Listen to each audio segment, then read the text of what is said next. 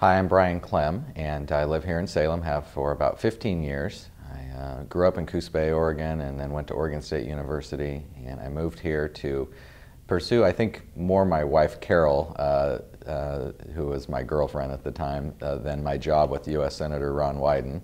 And luckily, my marriage was satisfactorily approved on the other side, and we now have a beautiful 2.5-year-old daughter. We live in the south central neighborhood near McKinley Elementary School, where my daughter will be going to school in a few years. And my passion and why I want to engage in public service, because I truly believe it's a calling, has a lot to do with her and her life and opportunities for the children of Oregon. I grew up in a town that was severely affected in a terrible economy, much like we're going through now. And Coos Bay was a very hard place to grow up and envision opportunities because what was happening to our jobs, much like what's been happening in the last few years. So that lives inside me every day, having lived through it as a child, and I don't want our kids to have to go through that sort of uncertainty about whether they have a promising future or not ever again. So the time I spend in the Oregon legislature so far is trying to promote jobs and economic health for our area. Most of my constituents work at state government, and they work in public service as well. And so having a healthy economy in the rest of Oregon helps mean there's revenue for the jobs in state government for those who work in state government and do public service every day. I'm the chair of the Agriculture Committee, and I work on forestry issues because that's a lot of the strengths of Oregon's economy, and that's where the income tax revenues are going to come from to help pay the salaries of the folks who work in public service here in Salem. So I spend a lot of time trying to create healthy agriculture and forestry industries in Oregon as the chair of the Ag and Forestry Committee. I also have spent a lot of time doing legislation on behalf of people who live here in Salem in my district who brought problems to me that they wanted to see solved in state government. That includes helping people out just east of Salem, on the other side of Lancaster Drive, get a better shake during the annexation process, guaranteeing them the right to vote. I passed a law in my first session for that. Also implementing a delay in annexation so they can adjust if they do get annexed to the increase in property taxes without the accompanying services. And there's an automatic 3-year delay in implementation now thanks to a bill I passed in 2007. I also spent a lot of time working on trying to make sure that Oregon government buys Oregon products and services before they send our tax dollars out of state to out-of-state companies.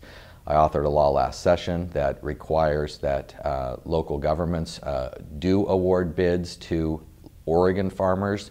If they're within 10% of the low bid, then the contracting authority is allowed to purchase from them. Prior to that, it was illegal to purchase from an Oregon farmer if they were 1 cent above a foreign multinational company selling processed foods here in Oregon, and the Oregon farmer could provide a fresh food. But if it cost 1 cent more, it was illegal to do it. We changed that law, it passed unanimously, and now Oregon farmers are able to get contracts for jails, prisons, and schools that they could not get before. I also authored the Farm to School program, which brings more Oregon-grown fruits and vegetables into the school lunchroom.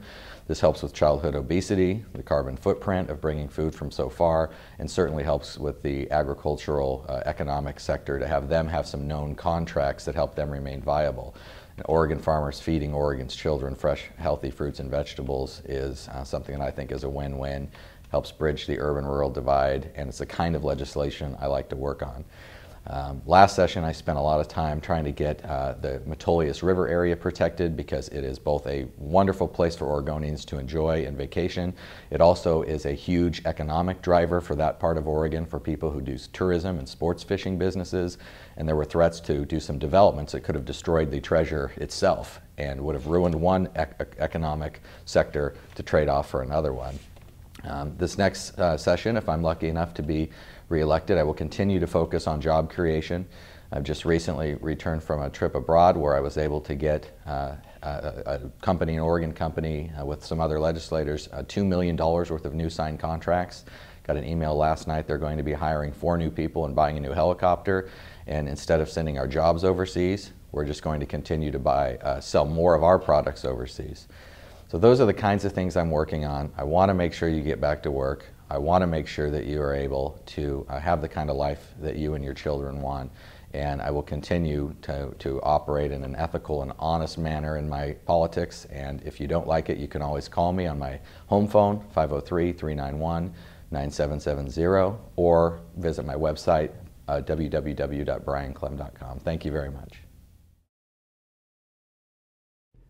Hello, I'm Marvin Sanis, the Independent and the Republican nominee for the Oregon House of Representatives, District 21. Basically, that's North High, South High, and McKay High Schools. My primary reason for making this effort is to raise awareness of this epidemic of addiction. Addiction touches every Oregon family. We must make this culture shift from treating addiction as criminal to addiction as medical. The U.S. is 5% of the world's population, and we consume 60% of the world's illegal drugs.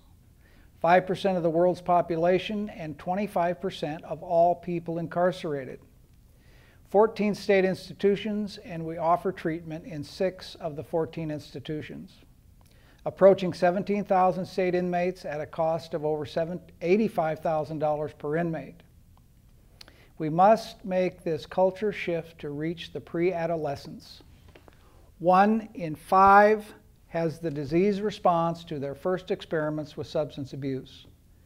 The parents of these children need a medical option for a very easily identified and severe medical condition, addiction. This effort is not about initiating another government program. Recovery is exploding all over this country. 12 years ago, we had 1 Oxford House in Salem. Today, we have 24. Bridges to Change had 3 programs 3 years ago. Today, they have 16. These programs are supported by the residents, no public funds. Portugal decriminalized addiction in 2001. 2 years later, the police department said it was the best thing that could have happened for them. Now they have more resources to concentrate on crime. Decriminalizing addiction is not decriminalizing crime. Drunk driving is still a crime, still carries a harsh sentence. We must restrict this pipeline to the prison system and the welfare system by seeing this condition as a very severe medical disease for that 1 in 5, 10, 11, 12-year-old children. 2, the second issue I'm passionate about is education. It is the single best public investment we make. And 3, jobs. 85% of Oregon's economy are businesses that gross less than $300,000 per year. We must make the footprint of government smaller in those business people's offices. We are asking our small employers to collect our taxes, to fix our medical insurance crisis, and now we want them to e-verify, to correct our immigration documentation problem. Those employers want to and need to concentrate on their customers. They generate our jobs and our tax revenue. We must support their spirit. Most work 70-hour weeks and live well on $40,000 to $60,000 per year. If elected, first, I will go to Portugal early in November and have a plan to present to the Oregon House of Representatives in January 2011 to decriminalize addiction. Again, we do not decriminalize crime. Second, I'll propose repealing Measures 66 and 67 as a gesture of our intention to support small business. And third, the health and education of our children is the single most important thing we ask of our government. Again, I'm Marvin Sanis and will appear on your District 21 ballot as the Independent and the Republican nominee for the House of Representatives. Thank you.